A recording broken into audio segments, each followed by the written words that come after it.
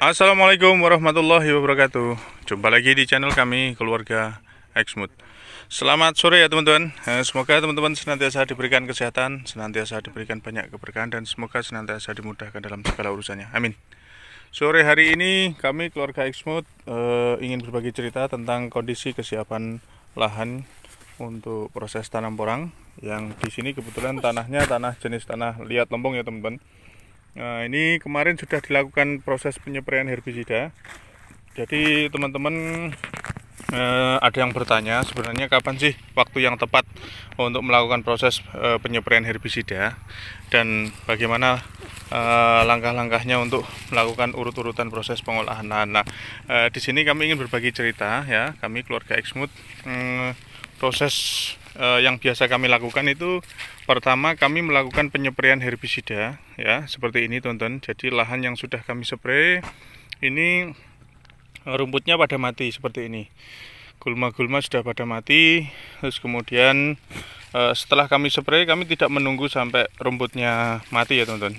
Jadi misal hari ini kita spray, besok kalau memang lahannya sudah empuk ya, istilahnya agak empuk nggak keras gitu, langsung kita lakukan proses pengolahan lahan dengan cara bisa menggunakan manual dicangkul atau bisa menggunakan alat berat seperti traktor maupun John Deere. Nah, di sini kemarin kebetulan kami menggunakan traktor ya teman-teman. Jadi setelah kami spray, 1 hari setelahnya bisa kita lakukan proses pentraktoran, atau tidak harus sehari setelahnya, menunggu setelah tanah empuk intinya teman-teman, ada hujan 1 kali 2 kali gitu, kemudian langsung kita lakukan proses pentraktoran. Tujuannya kenapa kita menunggu ini ya, tanah agak empuk, karena kalau kita tanah masih terlalu keras itu agak berat teman-teman. Jadi alat berat itu mau mentraktor itu berat ya, jadi susah.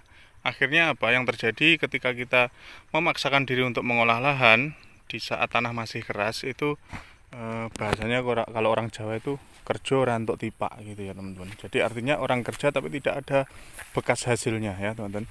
Jadi tidak ada bekas hasil kerjaannya itu tidak ada, karena memang alat pembajaknya itu tidak bisa membajak sampai kedalaman yang kita harapkan, sekitar 20 cm atau 25 cm. Akhirnya ya yang terjadi adalah yang membajak ya sebenarnya sudah sekuat tenaga, mereka juga sudah capek, tapi kenyataannya hasilnya tidak maksimal. Jadi yang muncul adalah kekecewaan, padahal kecewa tersebut dikarenakan bukan karena salahnya mesin yang kita suruh kerja atau orang yang kita suruh kerja, tapi memang kita salah dalam waktu pemrosesannya tidak tepat ya, istilahnya begitu. Nah, jadi seperti itu, kita tunggu tanahnya agak empuk. Terus kemudian yang kedua, setelah kita lakukan proses pembajaan seperti ini, nah ini mulai kita lakukan persiapan untuk pengolahan lahannya dengan langkah yang kedua, yaitu proses rotari teman-teman ya. Jadi kalau seperti yang video kami pernah bagikan, di John Deere, setelah di John Deere di rotari. Nah, usahakan proses antara pentraktoran dengan perotarian itu atau pembuatan bedengannya itu dikasih jeda. Syukur jedanya itu menunggu kalau ada hujan ya. Karena kembali lagi seperti tadi, jadi setelah di traktor gitu tanah biasanya terangkat yang bagian bawah, kemudian dia terkena sinar matahari beberapa hari, kemudian terkena hujan, itu biasanya tanahnya akan hancur. Jadi seperti ini kemarin habis di traktor, kemudian kena panas beberapa hari, kemudian kena hujan, nah ini jadi hancur seperti ini teman-teman. Termasuk ini yang bongkahan besar ini, nah ini istilahnya jadi rapuh, bisa pecah-pecah, ambiar seperti ini teman-teman. Nah, kalau sudah seperti ini, terus kita lakukan proses rotarinya bisa menggunakan kultivator, atau kalau yang teman-teman petani belum ada alat seperti kultivator di daerah teman-teman semuanya, atau mungkin yang lahannya memang tidak memungkinkan alat berat untuk masuk, ya bisa digunakan tenaga manual saja, tidak apa-apa, menggunakan cangkul.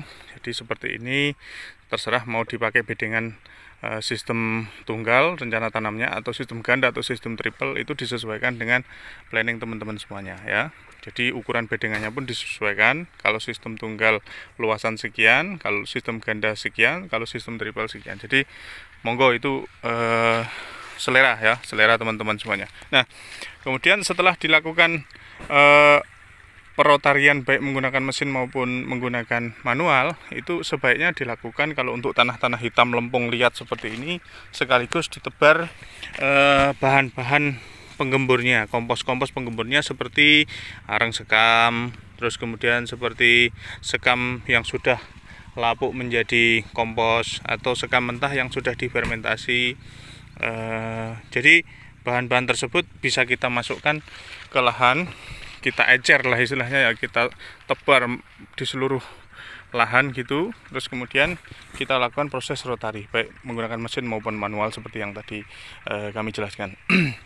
Nanti setelah tercampur semuanya, kemudian bisa kita persiapkan lahan bedengnya itu nanti untuk di titik-titik tertentu untuk penanaman porangnya. Nah, ini kami di sore hari ini kami juga sudah mempersiapkan kohe yang sudah difermentasi ya teman-teman. Halo Mas Bro, semangat. Perutmu itu yang gede, nggak kempes-kempes, ini kerja terus kok nggak kempes-kempes. Jadi ini ya teman-teman, kita persiapkan kohe fermentasinya, kita akan langsir juga bahan-bahan penggemburnya yang lain. Kemudian setelah jadi bedengannya, baru nanti kita siap untuk melakukan proses penanaman bibit porang yang akan kita tanam, baik spora, baik umbi mini, katak mini maupun katak super ya. Jadi selera semua menyesuaikan selera teman-teman masing-masing. Terus kemudian jangan lupa juga tadi yang ditabur bahan penggembur, kompos, kemudian dolomit untuk daerah teman-teman yang diperkirakan lahannya cenderung asam. Kemudian jangan lupa juga teman-teman untuk memastikan bahwa saluran-saluran air itu benar-benar aman, karena kalau air itu tidak bisa mengalir dengan aman biasanya nanti mengakibatkan lahan menjadi bacek ya, bacekan lah istilahnya, atau airnya banyak menggenang. Nah, disitulah nanti mengakibatkan sumber masalah muncul ya, sumber masalah muncul sehingga tanaman porang kita jadi kerdil. Jadi kerdil, dia tidak bisa tumbuh, tidak bisa menyerap nutrisi-nutrisi yang ada di dalam tanah yang sudah kita siapkan. Jadi begitu ya teman-teman langkah yang kami lakukan. Terus ada juga teman-teman yang bertanya di kolom komentar, setelah dilakukan proses pengolahan lahan, penyiapan lahan, kapan sih waktu yang tepat untuk penanggulangan gulma, penyemprotan obat rumput atau herbisida itu sebenarnya langkahnya kapan lagi kan begitu. Nah, langkah yang kedua bisa kita lakukan penyemprotan herbisida, kita spray lagi setelah bedengannya jadi teman-teman. Bedengan jadi, kemudian biasanya karena rumput-rumput yang seperti ini yang sudah kita spray mati, tapi biji-bijiannya ada yang masih hidup. Nah, ketika kita olah, kita rotari, kita tata bedengannya, kemudian bedengan terbentuk, biasanya biji-biji yang di bagian bawah itu dia kan terangkat lagi, terkoyak tanahnya, dia naik posisinya di atas. Nah, itu nanti biji akan tumbuh. Nah, setelah dia tumbuh, bahasanya kalau di tempat kami itu weko, nah itu nanti tumbuh rumput yang masih kecil-kecil, ya sekitar 1 cm, 2 cm, setengah cm, itu segera lakukan proses penyepraian teman-teman.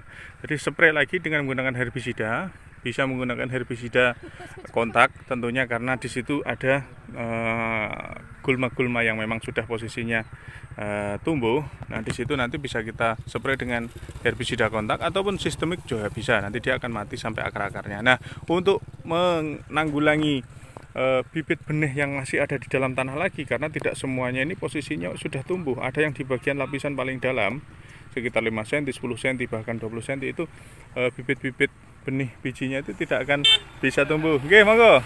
Tidak bisa tumbuh, belum tumbuh lah istilahnya ya. Nah, tumbuhnya itu nanti yang dikhawatirkan ketika dia tumbuh dalam kondisi berbarengan dengan porang. Nah, itu kalau kita mau menyepray herbisida yang pratumbuh itu agak bahaya kalau bibit porangnya yang kita tanam dari bibit mini ya, katak super mini, spora bahkan itu sangat berbahaya. Jadi lakukan proses penyepraiannya nanti setelah weko atau bibit rumputnya itu tumbuh 1 cm, setengah cm, 2 cm, kita spray. Ya Le, siap Le.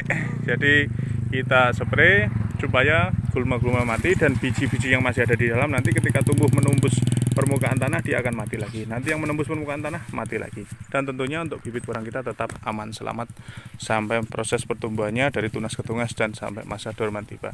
Nanti di tengah perjalanan ketika usia tanaman porang kita memasuki usia 2 bulan, 3 bulan atau tunas-tunas yang keempat, ketiga, kedua itu sudah ada muncul gulma lagi, baru kita lakukan perawatan lagi. Bisa manual, bisa menggunakan herbisida yang aman tentunya untuk tanaman porang kita.